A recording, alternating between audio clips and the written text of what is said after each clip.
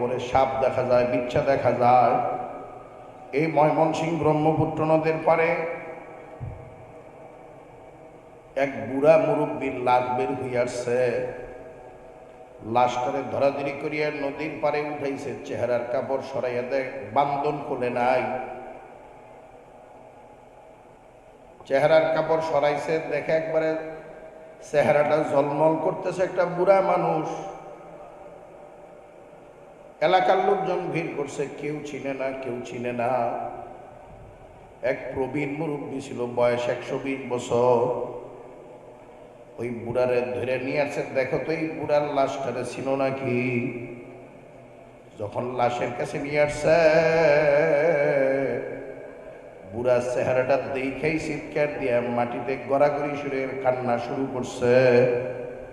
লোকজনের জিগায়, কি ব্যাপার বুড়া মিয়া কান্দকে, তোমার কি আত্মীয় লাগে নাকি? আমার কোনো আত্মীয় লাগে না, এটা তো আমার হাবেশ সাহেব হুজুর, এই হুজুরের কাছে আলিফ বা তাসা পড়ছি, কোরআন তেলাওয়াত শিখছি। কয় বুড়া হুজুর মারা গেছে কবে? বললো যে 100 বছরের কম হবে না। 100 বছর কাফনের কাপড় সহ কবরের ভিতরে রয়েছে, কাফনের কাপড় পর্যন্ত ময়লাও লাগে নাই, দাগও লাগে নাই, নরম হয় নাই। এই হাবেশ সাহেব হুজুরের লাশ আবার যেই কবরে যে বললাম যে বেন্ডার সাহেবের লাশ কবরের নামানোর আগেই খবর 2 দিক থেকে চাই পারছে। এই 2 লাশের অবস্থা কি একরকম নাকি? আমি মাঝে মাঝে যাই কুড়িগ্রামের ওই অঞ্চলে গেলেই পেপার পত্রিকাতেও আসছে, চরমোনার পীর সাহেব হুজুরদের বয়ানে অনেকবার হয়তো আপনারা শুনছেন ঘুঘু মুন্সির নাম। আমি ওই অঞ্চলে গেলেই ঘুঘু মুন্সির কবরে অন্তত একটা সালাম দিয়ে একটু কবরটা জিয়ারত কইরা অনেক দোয়া করি। তার মধ্যে দোয়া করি যে আল্লাহ মৌলবীগিরি বক্তাগিরির দরকার নাই, তুমি ঘুঘু মুন্সির মতো একটু কবুল করিয়া লাও। যদি মাওলায় কবুল না করি, বক্তাগিরি, আলেমগিরি, মুফতি মুহাদ্দিসগিরি, মাতুব্বরি, তালুকদারগিরি, জমিদারগিরি, এগুলা কোনো কাজে লাগবে না, সব শেষ হয়ে যাবে। কালকেও যমুনার চর থেকে মাহফিল করিয়া ফিরার পথে একজনকে বলতেছিলাম, ভাই তোমরা যদি আমার মাথায় নিয়েও নাচো, মাওলায় যদি আমার মাফ না করে তোমাদের এই নাচায় তো আমার কোনো উপকার হবে না। আর তোমরা যদি আমার জুতা দিয়েও পিঠাও,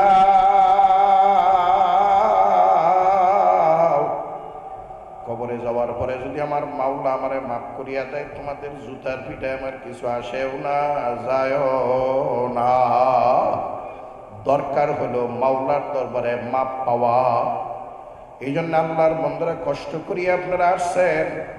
প্রধান মেহমান অনেক বড় আলেম, অনেক বড় মুহাক্কিক আলেম, সুন্দর আলোচনা করেন। আমি ওনার বয়ান অনেক সময় মাঝে মাঝে ওনার বয়ান আমি শুনি, মোবাইলে ওনার বয়ান সামনে পড়লে একটু শুনি যে উনি কি বলতেছে। অনেক বড় মুহাক্কিক আলেম, তিনি আসছেন বয়ান তিনি আসতেছেন বয়ান করবেন। আমি আসলে ভালো কোনো বক্তা না, আমি আপনাদেরকে ওয়াজ শোনাই আপনাদের দিল ঠান্ডা করব। ভালো বক্তাও না, ভালো সাপ যখন সুবল মারবে, পায়ের তলা থেকে চান্দি পর্যন্ত বিষের চোটে গোটা দেহটা নীল বর্ণের হয়ে যাবে। এক সুবলে যেই পরিমাণের বিষ শরীরে ঢুকবে, 40 বছরের আগে বিষটা শরীর থেকে বের হবে না, নামবে না। শুধু যন্ত্রণার যন্ত্রণা, যন্ত্রণার যন্ত্রণা, বের হওয়ার জায়গা নাই, ভাগার জায়গা নাই। দৌড় দিবেন, দৌড় দেওয়ার ব্যবস্থা আছে, তাও তো কবরের দরজাও নাই, জানালাও নাই, খাটও নাই, পালও নাই, ল্যাপও নাই, তুষকও নাই, আরামও নাই, আয়েসও নাই। আজকে আমি আর আপনি মারা গেলে যেই ঘর এত মেহনত করিয়া তৈয়ার করলাম, এই বৃষ্টি কাদাই জন্যে ছেলে মেয়ে বলবে না রোদ্রে উঠু, বরঞ্চ ছেলে আর মেয়ে বলবে যে হুজুর বৃষ্টি কাদা যাই হোক, এটা তো ঝামেলা, বৃষ্টি কখন ছাড়ে না ছাড়ে তো বলা যায় না। পলিথিন কিনে নিয়ে আসি, পলিথিন টানাইয়া কলা গাছ কাটিয়া ভুড়া বানাইয়া এরপরে বাবার লাশটারে তাড়াতাড়ি দাফন করার ব্যবস্থা করিয়া দেন। বৃষ্টির জন্য ছেলে মেয়েরা লাশ পাহারা দেয় না। যদি আগ্রাতে কেউ মারা যায়, 50 বছর যেই বিবি নিয়ে এক বিছানায় ঘুমাইলেন, আগ্রাতে মারা গেলে আমার আপনার এই বিবি সারা রাত লাশটারে পাহারা দেয় না? দেয়। লাশের কাছে যদি বৈশাও থাকে, ছেলে মেয়েরে ডাক দেয়, বাবা মা তোরা কিন্তু আমার একা ভালাইয়া যাবি না।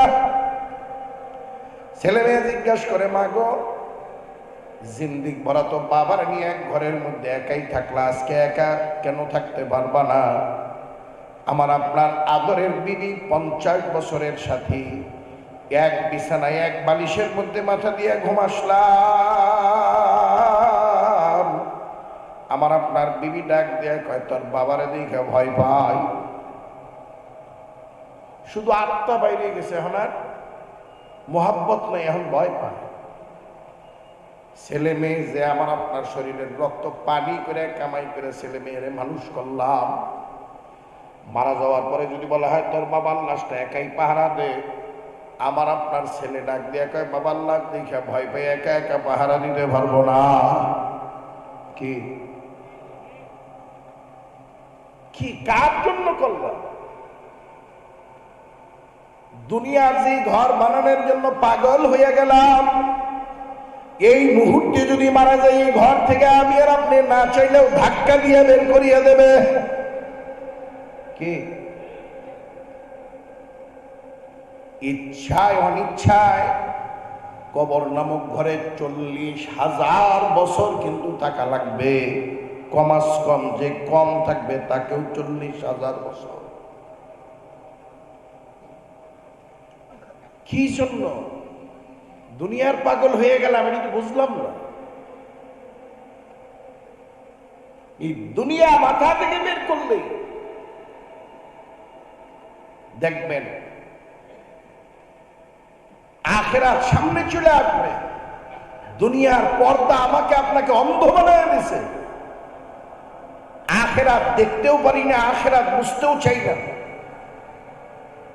অথচ দুনিয়া অস্থায়ী জিন্দগি, আখিরাত জিন্দগি শুরু আছে, শেষ নাই। চিরস্থায়ী এক জিন্দগির নাম আখিরাত। চিরস্থায়ী জিন্দগি পায়ের তলায় ফেলাইয়া অস্থায়ী এক জিন্দগির পিছনে পাগল হয়ে ছুটছি। এই দুনিয়া, আমি আর আপনি দুনিয়াকে যতই ভালোবাসি, দুনিয়া তো আমাকে আপনাকে ভালোবাসে না। নির্ধারিত সময়ের পরে 1 সেকেন্ডের জন্য দুনিয়া তার উপরে আমাকে আপনাকে বসবাস করতে দিবে না। সময় পুরে গেলে লাঠি দিয়া কবরে ফেলায় দেয়। কথা ঠিক কিনা? আমার ভাইরা, তাহলে যেহেতু দুনিয়া থাকাই যাবে না, ছেড়েই যাওয়া লাগবে, তাহলে এই দুনিয়ায় বসে আমরা গুনাহমুক্ত একটা জিন্দেগি যদি করতে পারি, নেককার আর পরহেজগার যদি হতে পারে, নেককার পরহেজগারের কবরটা তো আল্লাহ জান্নাতের বাগান বানিয়ে দেবে।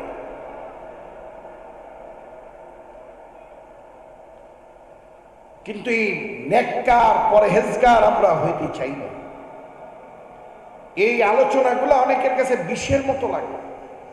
অনেকেই মনে করে যে হুজুররা পাগল হয়েছে। পাগল আমরা হইছি না আপনারা হইছেন। চক্ষু চিরতরে বন্ধ হওয়ার পরেই বোঝা যাবে পাগল আমরা না আপনারা। চক্ষু বন্ধ হওয়ার পরে বুঝে আসলে তো কোনো লাভ হবে না। দারোগারাতে ধরা খাওয়ার পরে যদি বোঝেন খুন করা অন্যায় হয়েছে, লাভ হবে? খুন করার আগে বুঝতে হবে যে এটা অন্যায়। কথা ঠিক কিনা? আজ নাই ধরে হলাইছে, তখন যদি বোঝেন যে আমি অন্যায় করছি। ওই যে আপনার ফেরাউন বারবার ঈমান আনতে চায়, আনতে পারে না। সর্বশেষ নীল নদে যখন ডুইবা মরে, তখন সে কিন্তু আমানতু বিরাব্বি মূসা ওয়া হারুন বইলা ঈমান আনার প্রস্তুতি নিয়ে ফেলাইছে।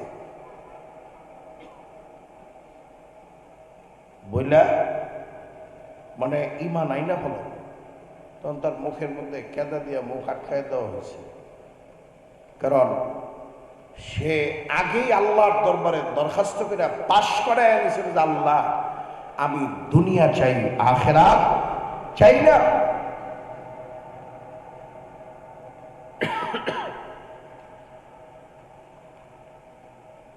দুনিয়া চাই, আখিরাত চাই না।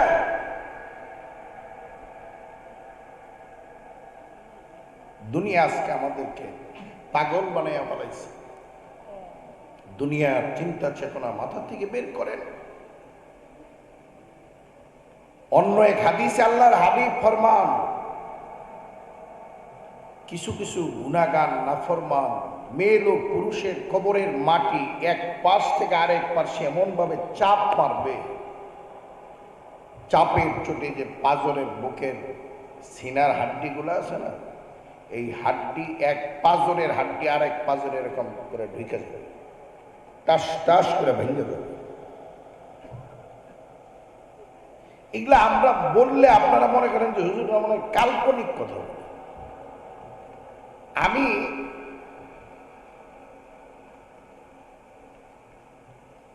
আপনার একবার হজে গেছিলাম, হজে থেকে যেদিন আসছি, আসার পরে বাড়িতে এসে খানা খেতে বসছি। খানা খেতে পাওয়ার পরে আমার আব্বা আমারে বলতেছে,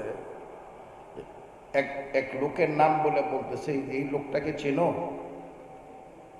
দলিল লেখককে ব্যান্ডার বলে না, অমুক ব্যান্ডারকে চিন্তা। আমি বললাম যে এরকম তো নাম শুনছি।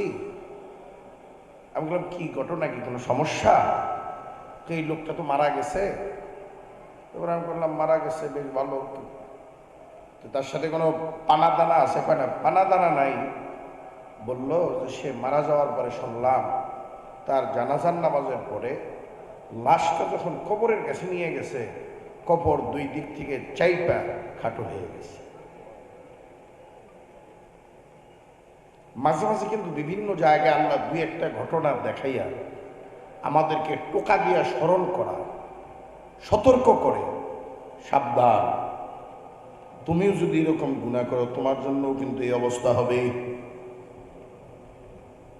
তুমি যদি অন্যায় করো তোমার জন্যও কিন্তু এই অবস্থা হবে। অনেক কবরে সাপ দেখা যায়, বিচ্ছা দেখা যায়।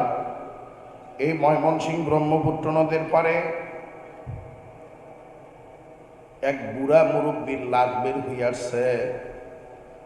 লাশটারে ধরাধরি করিয়া নদীর পারে উঠাইছে, চেহারার কাপড় সরাইয়া দেয়, বান্ধন খুলে নাই। চেহারার কাপড় সরাইছে, দেখে একবারে চেহারাটা ঝলমল করতেছে, একটা বুড়া মানুষ। এলাকার লোকজন ভিড় করছে, কেউ চিনে না, কেউ চিনে না। এক প্রবীণ মুরব্বী ছিল, বয়স 120 বছর। ওই বুড়ারে ধরে নিয়ে আসছে, দেখো তো এই বুড়ার লাশটারে ছিল নাকি। যখন লাশের কাছে নিয়ে আসছে, বুড়া চেহারাটা দেখেই চিৎকার দিয়ে মাটিতে গড়াগড়ি সুরে কান্না শুরু করছে। লোকজনের জায়গায় কি ব্যাপার বুড়া মিয়া কান্দকে, তোমার কি আত্মীয় লাগে নাকি? আমার কোনো আত্মীয় লাগে না, এটা তো আমার হাবেশ সাহেব হুজুর, এই হুজুরের কাছে আলিফ বা তাসা পড়ছি, কোরআন তেলাওয়াত শিখছি। কয় বুড়া হুজুর মারা গেছে কবে? বললো যে 100 বছরের কম হবে না। 100 বছর কাফনের কাপড় সহ কবরের ভিতরে রয়েছে, কাফনের কাপড় পর্যন্ত ময়লাও লাগে নাই, দাগও লাগে নাই, নরম হয় নাই। এই হাবেশ সাহেব হুজুরের লাশ আবার যেই কবরে যে বললাম যে ব্যান্ডার সাহেবের লাশ কবরের নামানোর আগে কবর দুই দিক থেকে চাই পারছে, এই দুই লাশের অবস্থা কি একরকম নাকি? আমি মাঝে মাঝে যাই কুড়িগ্রামের ওই অঞ্চলে গেলে পেপার পত্রিকাতেও আসছে, চরমোনাইয়ের পীর সাহেব হুজুরদের বয়ানে অনেকবার হয়তো আপনারা শুনছেন ঘুঘু মুন্সির নাম। আমি ওই অঞ্চলে গেলেই ঘুঘু মুন্সির কবরে অন্তত একটা সালাম দিয়ে একটু কবরটা জিয়ারত কইরা অনেক দোয়া করি। তার মধ্যে দোয়া করি যে আল্লাহ মৌলবীগিরি বক্তাগিরির দরকার নাই, তুমি ঘুঘু মুন্সির মতো একটু কবুল করিয়া লাও। যদি মাওলায় কবুল না করি, বক্তাগিরি, আলেমগিরি, মুফতি মুহাদ্দিসগিরি, মাতুব্বরি, তালুকদারগিরি, জমিদারগিরি, এগুলা কোনো কাজে লাগবে না, সব শেষ হয়ে যাবে। কালকেও যমুনার চর থেকে মাহফিল করিয়া ফিরার পথে একজনকে বলতেছিলাম, ভাই তোমরা যদি আমার মাথায় নিয়েও নাচো, মাওলায় যদি আমার মাফ না করে তোমাদের এই নাচায় তো আমার কোনো উপকার হবে না। আর তোমরা যদি আমার জুতা দিয়েও পিঠা